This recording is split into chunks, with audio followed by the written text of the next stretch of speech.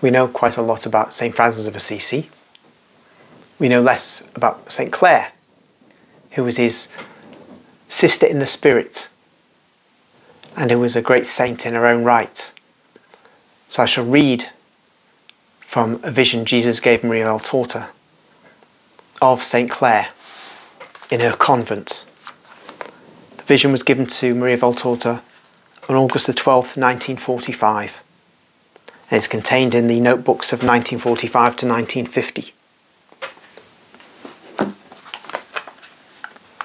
I see, and it surely will not seem something impossible to see because it is known to many, the miracle of St. Clare driving away those attacking the convent in Assisi.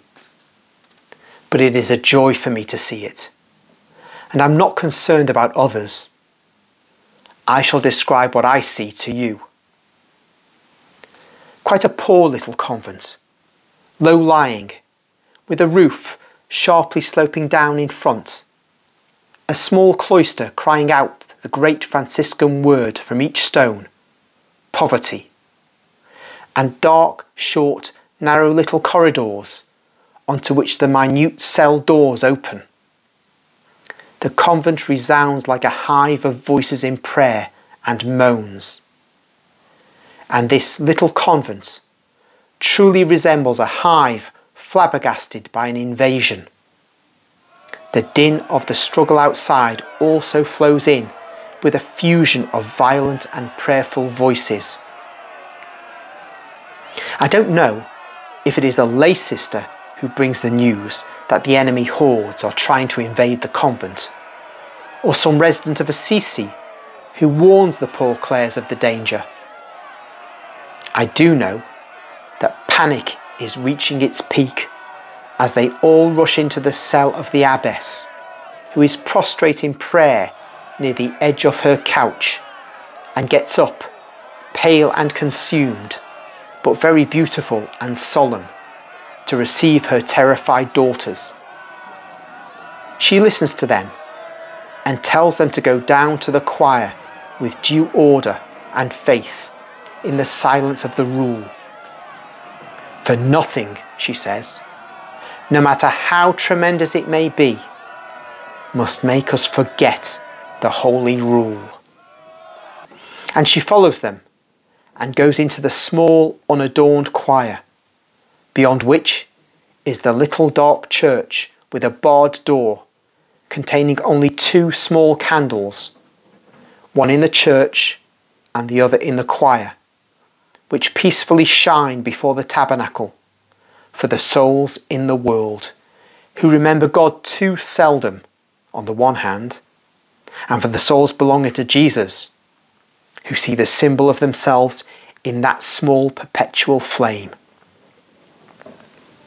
They pray, jolting at every cry that is louder and closer. And when one, who is surely a lay sister, comes back in, yelling unabashedly, "Mother, they're at the door!" the poor Clares double over, as if already stricken dead. Sister Clare does not. On the contrary, she stands up and proceeds right into the middle of the choir and says, "Do not be afraid. They are men and they are outside. We are here, inside, with Jesus. Remember his words. Not a hair will be taken from you. We are his doves. He will not allow the sparrowhawks to profane them." Outside, the wave of tumult is getting louder, giving the lie to her words. But she does not get upset. On seeing that the poor Clares are too terrified to overcome doubt and dread, she addresses God. "My sweet Jesus, forgive your poor Clare's daring to set her hands in the place where only a priest can set them. But here there is only you and us. One of us must thus say, 'Come,' to you. My hands are washed by tears. They may touch your throne. And she resolutely goes to the tabernacle, opens it, and takes out not the monstrance, as it is called, but a case resembling a pyx.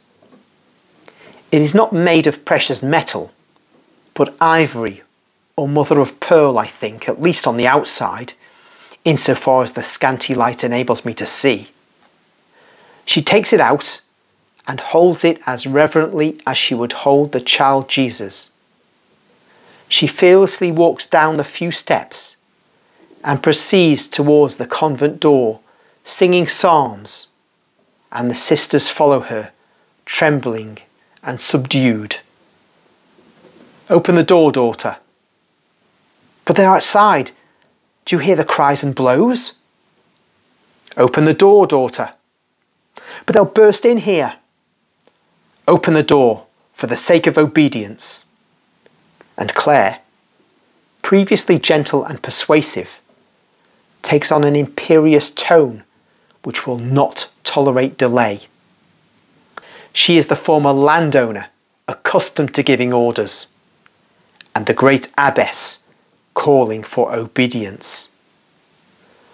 The poor Clare opens with a moan and shudder, slowing down the operation, and the others behind the abbess are also trembling. They cross themselves, closing their eyes, ready for martyrdom, and lower their veils so as to die with their faces covered. The door is finally half open.